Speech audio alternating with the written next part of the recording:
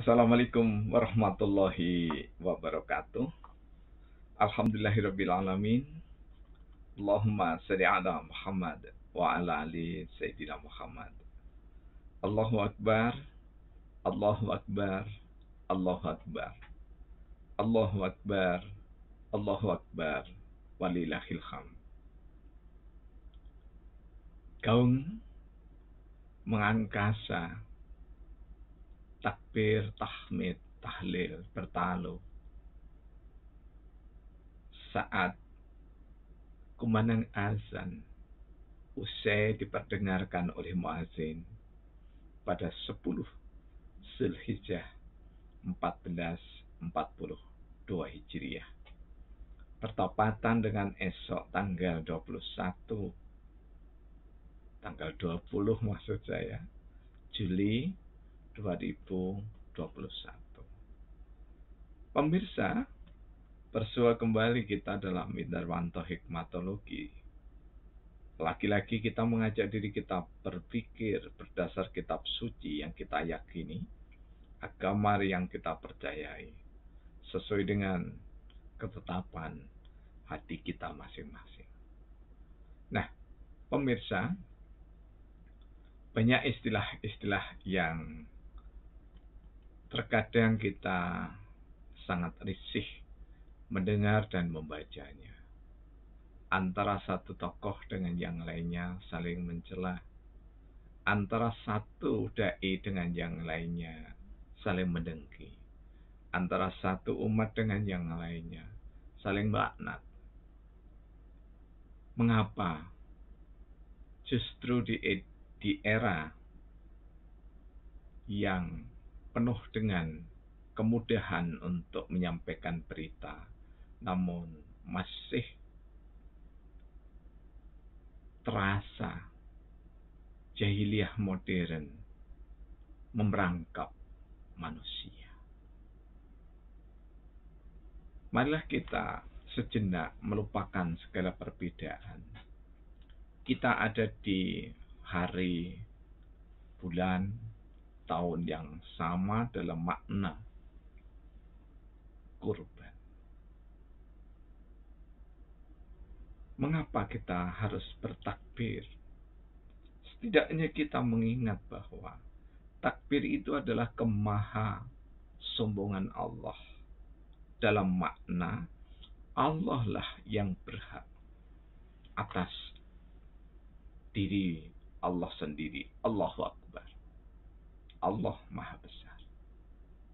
Dengan demikian maka jati diri manusia yang seharusnya terejawantah lewat tutur kata, hendaknya tidak pernah mensepadankan diri dengan Allah Maha Kuasa. Walillahil hamd. Pujian hanya untuk Allah. Sekaligus kita mengulangi tahlil la ilaha illallah. Kita tiadakan semua sesembahan. Dan sesembahan yang paling tampak adalah keangkuhan dari manusia. Tak segan merasa diri fasih dan fakih, mengatakan inilah yang paling benar. Di saat seseorang mengatakan inilah yang paling benar, sungguh siapapun mereka mengangkangi keleluasaan yang diberikan oleh Rasulullah Muhammad Sallallahu Alaihi Wasallam, dan terlebih lagi sudah berani menyamai, bahkan mungkin di atasnya firman Allah. Ketika diri merasa terhebat, ketika diri merasa termulia, ketika diri merasa terbenar, maka tidak beda orang-orang yang seperti itu, seperti keangkuhan, kesombongan iblis di depan Allah Subhanahu wa taala. Ana khairum minhum. Saya lebih baik dari mereka. Nah, di saat Idul Korban, Idul Adha, kita diingatkan kembali oleh Allah Subhanahu wa taala. Daging, darah, kulit, tanduk, gigi, tulang, belulang tidak sampai kehadirat Allah. Namun ketakwaan yang membuat amal seseorang yang berupa hewan korban diterima oleh Allah.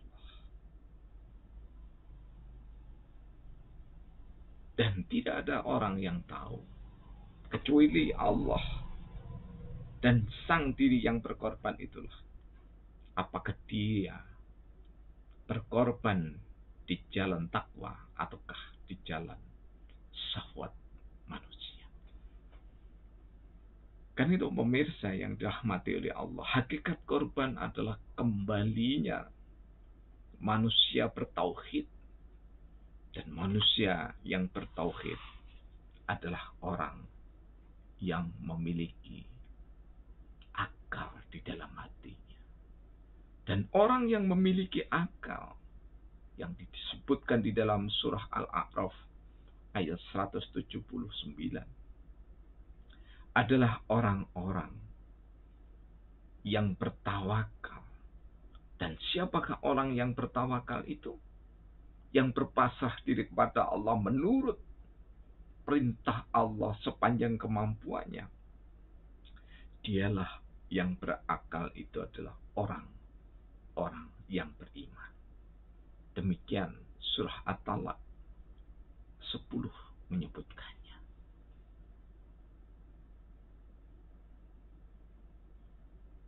Ketika kita sampai kepada Idul Korban dan berulang bertahun-tahun kita bertemu, maka sesungguhnya menyembelih hewan korban yang disunah muakkadkan adalah menyembelih jati diri sifat kehewanan dari sosok manusia.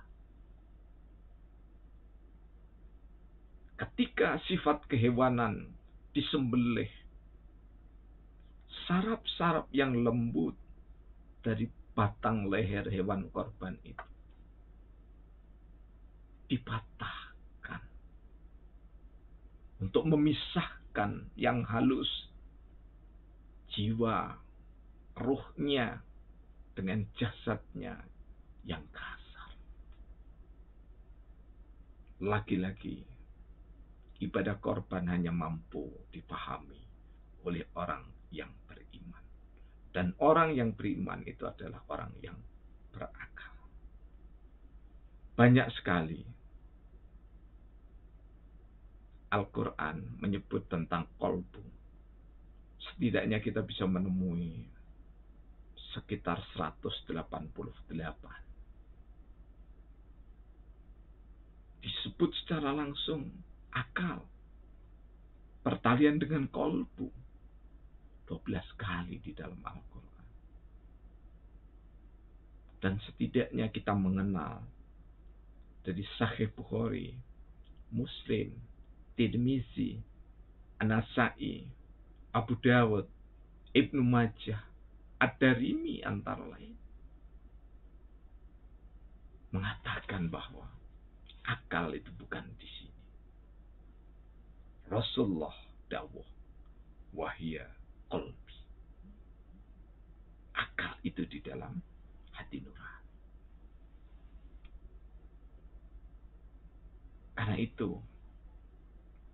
dalam Sahih Adabul Mufrad, liwat Sayyidina Ali bin Abi Thalib radhiyallahu an, Rasulullah sallallahu alaihi wasallam bertutur, innal aqli fil qalbi. Sesungguhnya akal itu terletak di dalam hati.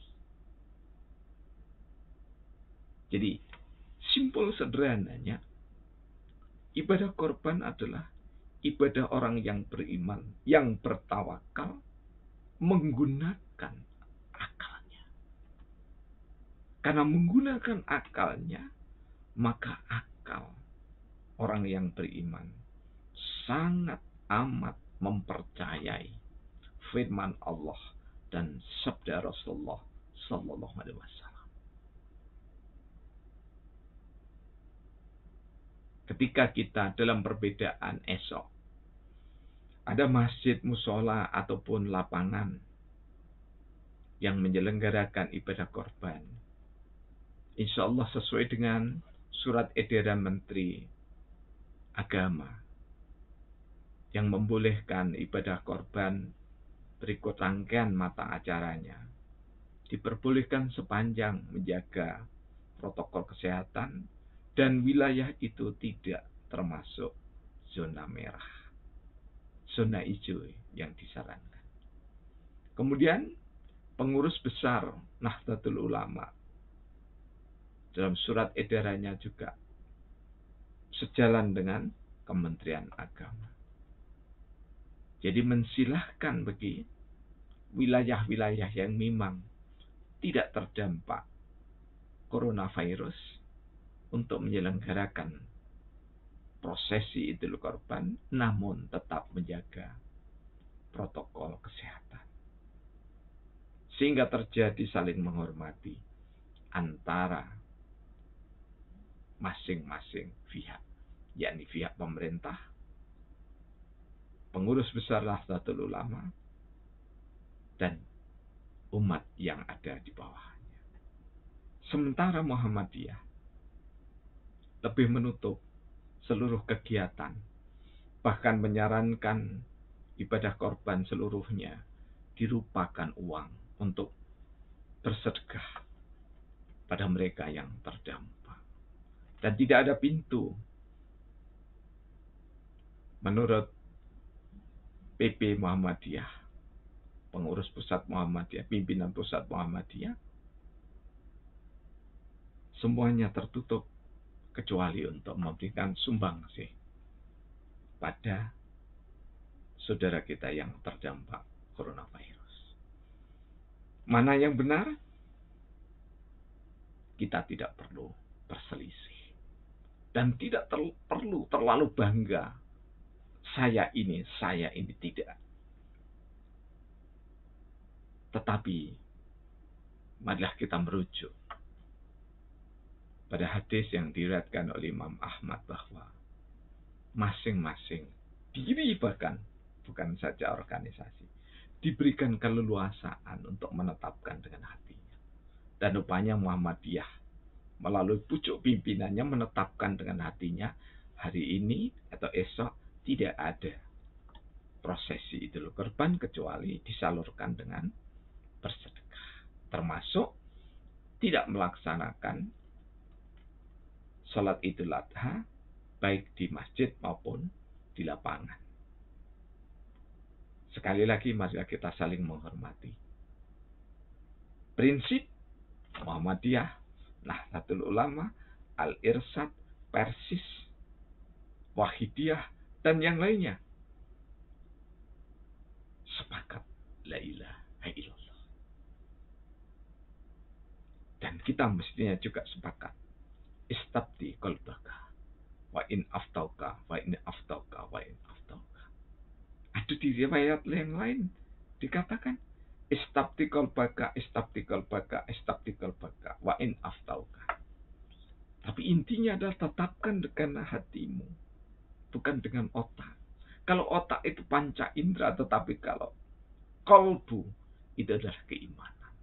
Selaras dengan surah ke-7 Al-A'raf 179, juga Al-Quran 65, At-Talaq ayat 10. Mudah-mudahan rangkaian ibadah korban kita maupun sedekah apapun bentuknya diterima oleh Allah Subhanahu wa taala.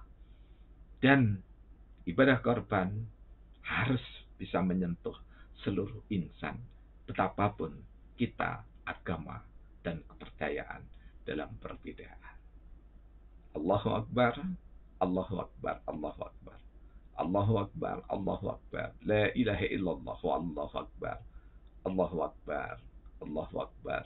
Walillahil hamd. Billahi taufiq wal hidayah. Wassalamualaikum warahmatullahi wabarakatuh.